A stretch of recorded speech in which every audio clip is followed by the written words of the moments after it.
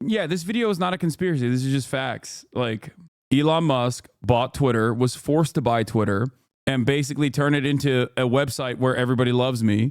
Is this where the conspiracies are coming from? This has 1.8 million likes. Because I have this. I've been, I wanted to watch this video for a while. I didn't realize this was like a conspiracy video. I thought this was like a normal video that talks about how like Elon Musk bought Twitter and then basically turned Twitter into this like insane reactionary shithole. And that was a massive fucking faucet of right-wing content. It's not a conspiracy video. Yeah, this is like a normal video, right? Solicited offer to buy Twitter for $44 billion. He claims the site has become politically skewed and says for Twitter to deserve public trust, it must be politically neutral. October 27th, the deal goes through. The next evening, a far-right conspiracy theorist breaks into the San Francisco home of Democrat House Speaker Nancy Pelosi, intending to kidnap her. Pelosi is away. Do I agree with Asmongold that Twitter was a great investment for Elon? I hate to admit that I had to give props to Elon for this, but I do think it's like financially, no. I mean, he bought it for 44 billion. It's now valued at like 20, right? But you have to understand something. It's not just buying Twitter, but like using Twitter as a right-wing propaganda faucet, okay? And simultaneously fully and firmly committing to Donald Trump and, trying to get him reelected has now put him in the federal government. Like this is a billionaire, the richest person on the planet, who has been the recipient of lawsuits from every single regulatory agency, okay? Every single one. And now he has complete control and influence over every single one of these regulatory agencies. It's kind of crazy. It was a perfect disaster. So shouts out to Kamala Harris. Asmongold thinks it did it intentionally. What? You got banned because you said Asmongold, I think, but Asmongold thinks it did it intentionally to gain access to the presidency. No shot he purchased and devalued Twitter significantly from the beginning. If it's true, that happened later. Yeah, no, I don't think he bought Twitter to gain access to the presidency. I think he bought Twitter. I think he bought Twitter because he was forced to buy Twitter. He didn't want to buy Twitter for an unimaginable price point because he wanted to at least have some level of control over information, for sure, right? I mean, it's a massive social media platform. I think he purchased it specifically because, or originally I don't even think he originally wanted to purchase it. He thought he could get out of it. Then he was forced to purchase it at this like insane price point and immediately devalued it. Having said that, in the process of devaluing it, he was like, well, I'm just going to make the most of this. And I'm going to use Twitter as the new 4chan, as a faucet for unrestricted right-wing content that I agree with. And that's one thing. But he could have basically gained Trump's allegiance without buying Twitter. He could have just simply, been in the tank for Donald Trump from the start and given him $160 million like he did. And then he still would have had this level of access to Donald Trump. So it's not necessarily just that he bought it, like he lucked into it is what I'm trying to say. He has had an entire career of failing upwards over and over and over again. And I think this is yet another one of those instances. Everything is 4chan, hate to break it to you all, the world. I mean, yeah, there has been a 4chanification of TikTok as well. I mean, look at all the manosphere content that is like popping off on both TikTok and every other social media platform. Shit that like people used to say in black pill forums and red pill forums. Now average people use like mogging. You know what I mean? Mogging, mewing, all this stuff is just like normal lexicon. And it originated in these idiotic fucking black pill forums. But the man attacks her husband Paul, hitting him repeatedly on the head with a hammer. Paul Pelosi escapes with his life, but requires surgery for a fractured skull. While most people take the chance to decry political violence, the new owner of Twitter, Elon Musk, posts a tweet sharing an entirely false claim that Paul Pelosi was in fact injured in a drunken fight with a male. Mewing started in bodybuilding forums. What do you mean? Yeah, exactly. That's what I mean. Yeah. You're proving my point. Prostitute with whom he was involved. Musk includes a link to a false claim on a website that has a history of publishing conspiracy theories, including a story asserting that Hillary Clinton is dead and has been replaced by a body double. Musk's post is retweeted 24,000 times before he deletes it. November 18th, Musk's Twitter starts to unlock previously banned accounts. Misogynist far-right influencer Andrew Tate was permanently banned from Twitter in 2017 after urging women to, quote, bear some responsibility for rape. Now he's back. Tate posts, I've decided to fly to the failed state of California, walk into Twitter HQ, and tell @Elon Musk he's a legend. On my way. 2 months later, Tate will be arrested in Romania on suspicion of human trafficking, rape, and forming an organized crime group. December 8th. 3 members of Twitter's Trust and Safety Council resign. In their resignation letter, they cite research that found slurs against Black Americans and gay men jumped 195% and 58% respectively since Musk's takeover. 3 days later, the remaining members of Twitter's Trust and Safety Council are dismissed. Musk then tweets that, quote, my pronouns are prosecute Fauci, a reference to a conspiracy theory. My goat. Fauci the goat. That the COVID crisis was exacerbated by America's top infectious disease doctor. December 16th, having claimed he's a free speech absolutist, Musk bans @ElonJet, a Twitter account that tracks the movements of his private jet using publicly available data. Musk also bans the accounts of a number of journalists who have written about @ElonJet. February 12, 2023. Ahead of the Super Bowl, both Musk and President Joe Biden tweet their support for the Philadelphia Eagles. Biden's tweet is seen 29 million times, Musk's just 9 million times. Incensed, Musk leaves the game early and calls an impromptu meeting of Twitter engineers at 2:36 a.m. Their job? To change the Twitter algorithm to artificially inflate the reach of Musk's tweets by a factor of 1,000, making him the preeminent presence on the site. July 23rd, Musk announces Twitter is now called X. August 25th, Donald Trump, once banned, returns to the platform by posting a picture of his mugshot from Fulton County Jail with the words, election interference. He's such a bad bitch for this. Never surrender. Musk reposts the shot. 4 days later, X reverses Twitter's long-standing ban on paid political advertising. November 15th, in a post promoting the racist conspiracy theory that Jewish people are importing immigrants to America to fix elections for Democrats, one X user writes, Jewish communities have been pushing the exact kind of dialectical hatred against whites that they claim to want people to stop using against them. Musk replies saying, you have said the actual truth. In response, several advertisers, including Disney, Warner Brothers, and Comcast, pause their advertising on X. Musk then tells advertisers concerned by hate speech on the platform, go fuck yourself. Go fuck yourself. Is that clear? Over subsequent months, Musk will become obsessed with the false claim that Democrats are allowing immigrants into America to create more Democratic voters, in effect, stealing the coming election, sharing the claim numerous times with his followers and pushing it to tens of millions more who choose not to follow him. Yeah. This video is not a conspiracy. This is just facts. Like, this is completely... I think that this video so far is like pretty fact-centered. Like, Elon Musk bought Twitter, was forced to buy Twitter, thought he could get out of it by pointing to the bots. He couldn't, was forced to buy Twitter. Then he was like, I'm going to make the most of this and basically turn it into a website where everybody loves me. And as the world's richest guy, he did that. He did do just that. He wiped out half of Twitter's value in the process, but it doesn't really matter because now you have this massive social media platform that you are using to basically brainwash people. This XG clip shows how insane Elon's algo is. Now I'm getting fucking. Look! Look!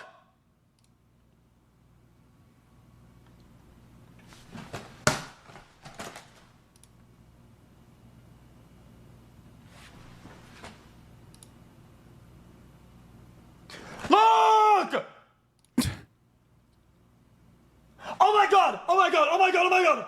I'm about to go get some water!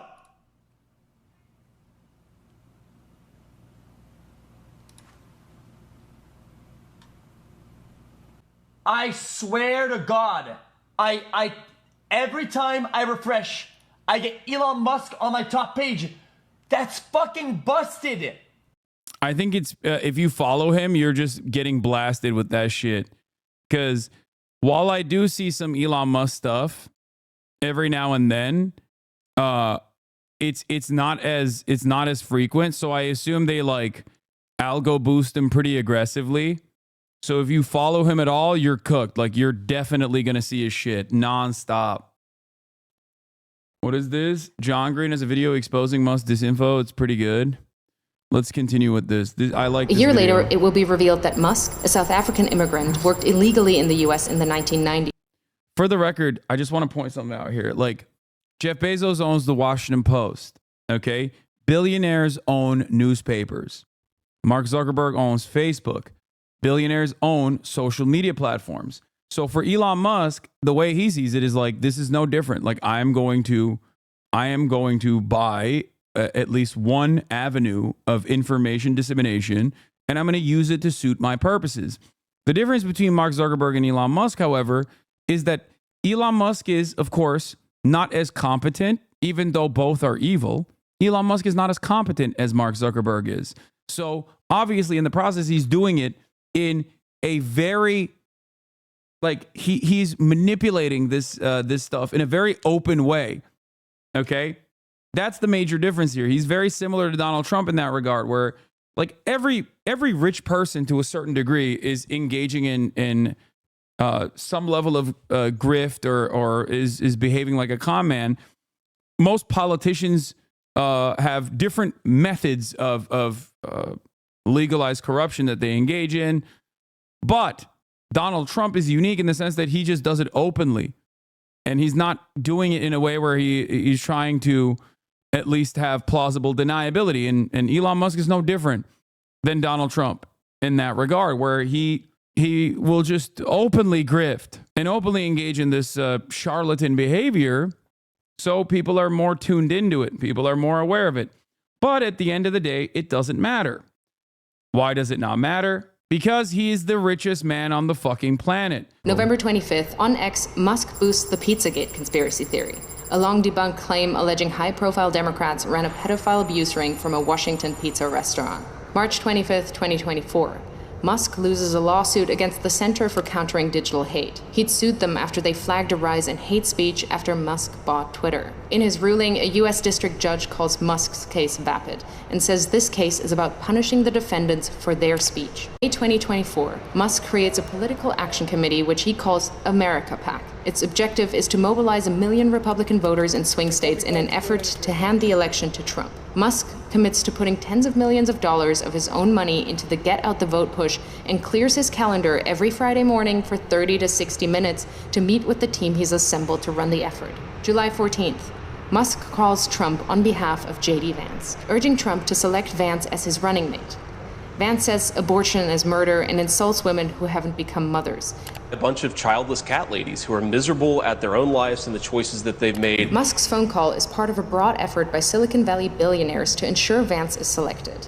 The next day, Vance is unveiled as Trump's vice presidential candidate. September 6th, Trump says that if he wins, he will appoint Musk to head up a government efficiency commission. And Elon, because he's not very busy, has agreed to head that task force. The idea came from Musk, whose companies are currently facing at least 20 federal investigations. If he gets the role, it would give the world's richest man the power to regulate the regulators who hold sway over his companies. Last year alone, his companies were promised $3 billion across nearly 100 different contracts with 17 federal agencies. Yep. September 9th, Musk spreads a conspiracy theory that immigrants in Ohio are eating people's pets. The following day, Trump repeats the slur during the presidential debate with Kamala Harris. In Springfield, they're eating the dogs. The false claim leads to multiple bomb threats against the Springfield immigrant community. September 15th and 16th. Over a single weekend, Musk amplifies a conspiracy theory that ABC leaked sample debate questions to the Harris campaign, falsely claims that the Dems want to take your kids, further fuels racist lies about immigrants eating pets, shares with his nearly 200 million followers on X that Trump must win to, quote, preserve freedom and meritocracy in America, and insinuates that it is suspicious that no one is even trying to assassinate Biden and Kamala, adding a thinking face emoji. The US Secret Service confirms that it is aware of the post. The White House issues a statement saying violence should only be condemned. This man is a defense contractor, dude. And he gets billions of dollars of subsidies from the federal government. But because he's the wealthiest man on the planet, he can just straight up say that and not even face a little bit of repercussions. What an incredible moment in time. Just unimaginable shit. Condemned, never encouraged, or joked about. This rhetoric is irresponsible. October 4th. And y'all laughed at him for buying Twitter. I mean, yeah, it was chatter. Elon Musk purchasing Twitter would have been a spectacular defeat if the Democratic Party actually fucking ran a good campaign and Donald Trump did not win the election. Like, we are now talking about how lucky he got. He got lucky. He was forced into buying Twitter, used it as a fucking massive propaganda faucet for the most unrestricted, unfiltered right-wing comments and commentary you've ever seen. Neo-Nazi shit runs amok on the website. And it would have been a disaster. And he still hasn't necessarily like profited off of it at all. Elon Musk could have not bought Twitter and still been in the tank for Donald Trump. And that would have been favorable for him in the same exact way if Donald Trump won. So we're basically giving him credit for something that he did not design. Okay? I'm doing a subathon like Kai Cenat to raise money for this.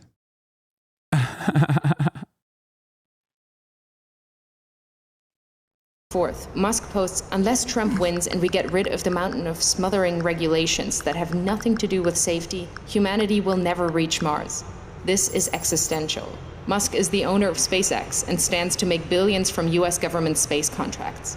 October 5th, the user handle @America is taken from an ex-user and given by Musk to his America PAC. That evening, he joins the former president on stage in Pennsylvania, jumping about wildly. Fight, fight, fight. Vote, vote, vote.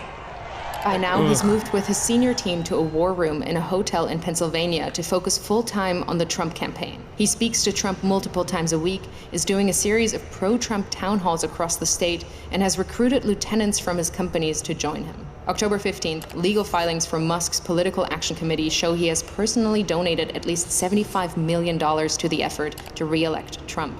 October 18th, it's revealed that another Musk-funded group called Future Coalition PAC is targeting Muslim voters in Michigan and Jewish voters in Pennsylvania with diametrically opposed political advertisements about Kamala Harris. In areas with large Muslim... Like, this is the type of shit that would not have worked if the top line message here was consistent and clear. Do you understand what I mean? If Kamala Harris had a well-established position that separated herself from Joe Biden's very unpopular position on Israel, then none of this shit would have worked. It would have just been noise, background noise. People would have literally presented this as like, yeah, they're trying to rat fuck the campaign. It's obviously not working because like everybody understands what Kamala Harris's clear-cut position is. They allowed this weakness, allowed people like Donald Trump to be able to successfully message.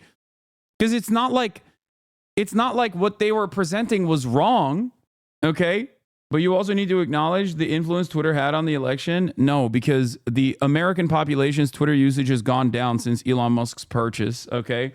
Even if it's all like right-wing shit, it still doesn't change that reality. Like it was, I think, at its peak performance in the past, when it was quote unquote liberal, it was like 20% of the American public used Twitter. It's not as readily used at all. It's just, and it's gone down significantly since then. 20% is a lot, but it's not that anymore. That's my point. FD signifier, white guy tier list, and you're in F tier? Aw. Muslim populations, the group is painting Harris as a close friend of Israel and is suggesting that she's beholden to the beliefs of her Jewish husband. But in areas with large Jewish populations, the ads say Harris panders to Palestine. Simultaneously, Musk is offering $100 to any Pennsylvania voter who signs his online petition as part of an effort to build a list of likely Trump voters. He also starts giving away $1 million a day to a randomly chosen voter who signed the petition. October 19th, it's revealed that the Building America's Future PAC, another Musk-funded campaign group, is impersonating the Harris campaign by setting up a fake website containing fake policy positions, then sending out text messages driving voters to the fake site. October 24th, it's revealed that Musk gave his America PAC a further $44 million in the first 16 days of October. Like, he could have done all this and still gotten the same level of access from Trump. Purchasing Twitter, you didn't need to do that, is what I mean. You didn't need to purchase Twitter and then tank its fucking valuation by half. How is any of that legal, lol? Hello? We live in the United States of America. If you're rich, you can do whatever the fuck you want, okay? If you're wealthy, you can do whatever the fuck you want. October 25th. Who's going to prosecute him? He runs the government now. Who's going to prosecute him? The Wall Street Journal reports that Musk has been in regular contact with Russian President Vladimir Putin since 2022. October 27th, Musk speaks at the now infamous Trump rally at Madison Square Garden, a gathering characterized by racism, misogyny. ICC? Yeah, good luck, dude. The ICC can't even fucking stop Israel. What the fuck? Yeah, that's why the applications for the warrants of arrest of war criminals in the Israeli government have still yet to be filed. I mean, the applications have been filed, but they haven't gone through. And that's not America. That's Israel. That's America's attack dog, okay, in the region. And threats of violence. USA! USA! Musk has posted more than 3,000 times on X in the last month, including dozens of unfounded claims about the election which have been viewed hundreds of millions of times. Apart from Trump himself, Musk is now the single biggest spreader of election disinformation. November 5th, Trump wins the presidential election. Elon Musk, a far-right conspiracy theorist, has succeeded in using his immense wealth to help swing the election in favor of a convicted felon. Ugh, what a shitty situation, man. What a shitty situation we have found ourselves in. Holy moly. Anyway. Hey, if you like this video, please subscribe and hit that bell so you don't miss out on any future videos.